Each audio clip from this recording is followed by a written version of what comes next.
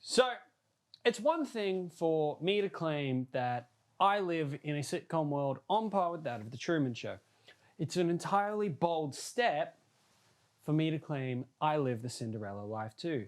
But nonetheless, I am going to tell you my Cinderella story. My shit just came off again. So my life is no pumpkin carriage. In fact, I despise the taste of pumpkins altogether. They are just as stringy as hair, and they have the squish of a rotten apple. In my books, the thought that anyone could enjoy such an atrocity of this table veggie right here is scarier than any Halloween decoration you could come up with. Whilst we're on the topic of pumpkins, has anyone seen that one video where there's just this sentient pumpkin that's just having someone ripping its insides out as it's just screaming in pure agony? I don't know where I saw it, but that was traumatizing. But anyway, I also don't like horses. They terrify me. Anything that can kick harder than me with their own dominant foot is a monster that I do not want to step anywhere near. I also live that step-parent life. Not that I am one. I don't have children. I don't think my partner has children as far as I'm aware. But I just have step-parents. Imagine there's this mountain, all right? And on one side, there's a bridge. This is my stepfather's side, all right? It's not really worth stepping on that bridge because their structure is just as good as a used toothpick. On the other side of the mountain, you have an unused toothpick. It's not promising, but you know. Anyway, I have a stepmother who my own father met online in a video game where the whole premise is to monopolize an entire city through the acts of gun dealing, drug dealing, life dealing,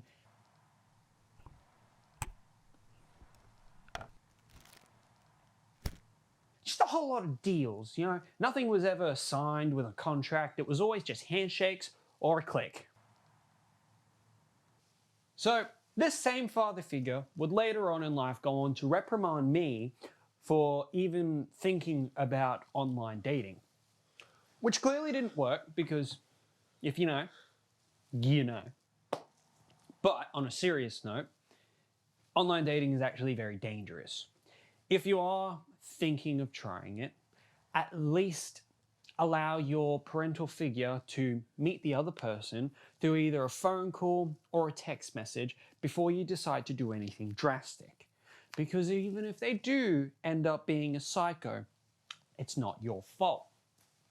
And so this stepmother brought with her a stepdaughter who I instantly got along with. And on the other hand, me and the stepmother, we were always getting along. You know, she wasn't really much of a morning person. She was more like, you know, the troll under the bridge. But that didn't stop us from having fun. You know, every morning was a new day and it was a new argument for us to play. And then when Daddy came home, it was like Uno. You didn't know what hand you were going to get, but it was going to hurt. And we were all one big happy family. Okay, so obviously it wasn't perfect, but I was no saint either. Like, one day I decided to throw a catalyst into my first love by deciding roses are superfoods. I decided to chomp down on my first crush's love with a single gulp, which broke her heart, broke my heart. It led on to me listening to a lot of Eminem, which probably didn't help my process of things, but despite how much I enjoy Eminem's music and all that, stepmama stumbled onto a little note that I once wrote, and it went a little something like this. I'll crush her under a steamroller till I've made her into paper, then I'll put her through a paper shredder, light a fire up under her ass, turn her into ash. She found it. She cried. I got a 3-month grounding. It was probably well deserved. But, you know, I was young, I was dumb. And after a few more of those little interactions, you know, I decided to exercise my right of choosing my own parental guardian, and I decided to run away and try the other side of the mountain, which went just about as well as you would expect. and I was met with warmth and love and all the manipulation tactics of a savant, and I felt at home. It wasn't long before I started to notice the holes, however. Like, for example, I don't think this household understood what 3 meals a day were, or even knew what broccoli was. But I definitely can confirm that they knew the name of every wine under the sun, and many other amenities of illicit express. I found myself at the cooktops more often than what ants did, cooking meals for everyone, cleaning constantly because no one knew how to use a vacuum or even how to use their hands unless it was breaking something. And eventually I just decided it was time for me to leave this nest. And a few of those rash decisions later, I would eventually become homeless. I never really did return to either place permanently, but I did visit one on occasion. And it was due to nothing related to this story or just anything in general that eventually I learnt the ability to empathize. And it was really quite important because let me ask you to think of just something small that you like. Like let's go with the food. It could be apple pie. It could be sauteed mushrooms. It could be ice cream. It could be Skittles. Sure. It could even be pumpkin for you devious devils out there. But let's just imagine you're out. It's just an average Tuesday. You're out, you're taking a walk, and you have this random thought come into your mind of, I want that. I just want it. So you pop off to the store, you grab it, and you continue on your day. I know it's not much. It's just a little bit. It's just enough that it can make you happy. Just enough where you notice that the sun's looking extra sunny today. The sky's looking extra blue. There's not a cloud out there. And you can hear nature just living, right? And you think to yourself, I'm happy. It's not much, but it's just enough that you're satisfied and you're happy. And then suddenly, just as slowly as the heat death of the universe, you feel it. Because it's no longer in your hands. And it's now on the cracked pavement that's probably had a dozen drunks vomit all over it. And you sit there and you have to go, it's okay. It's not like I'm dead. It's just food. And you go on throughout your day and it's like, it didn't happen. But somewhere deep down inside of you, you know, because you just feel it. Sky's not as bright. Nature's gone silent. And your hands are now empty.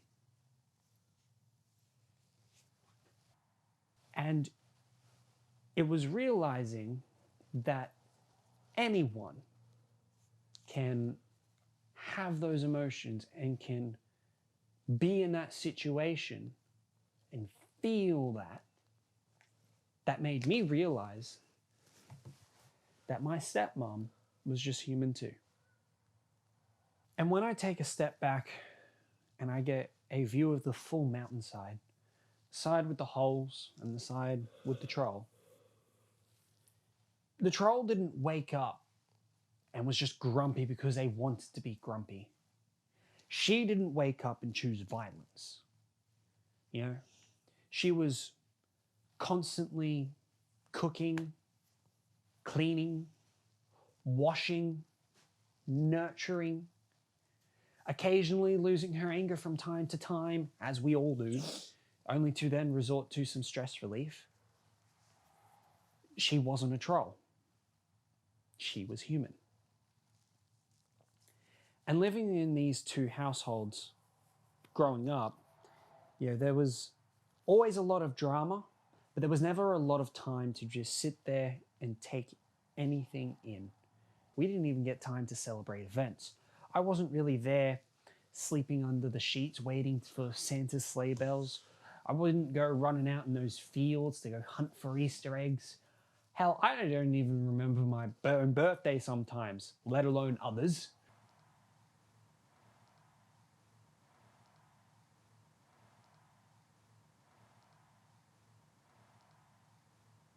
The only one I actually did celebrate was maybe New Year's, and that was just an excuse to get drunk.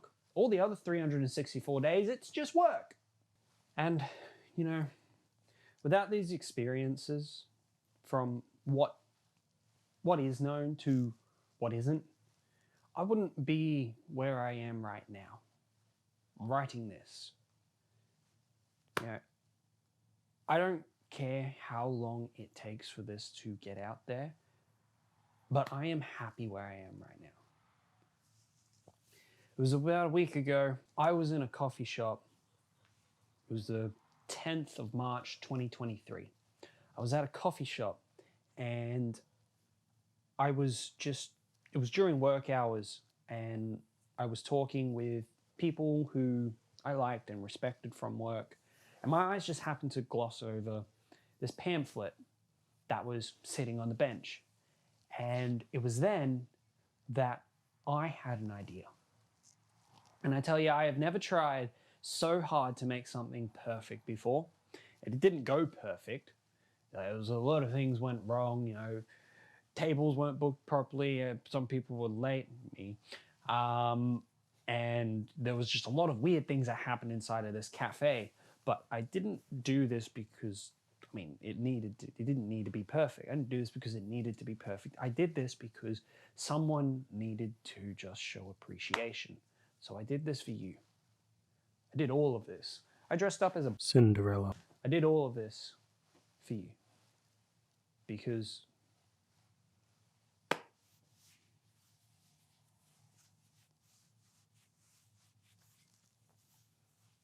you know,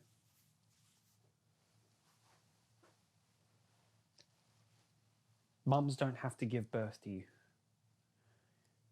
They just need to love you. And I love you, Mum. Thank you for always taking care of me and raising me. I'm a little bit nervous. Happy birthday. Let me get out of this fucking thing.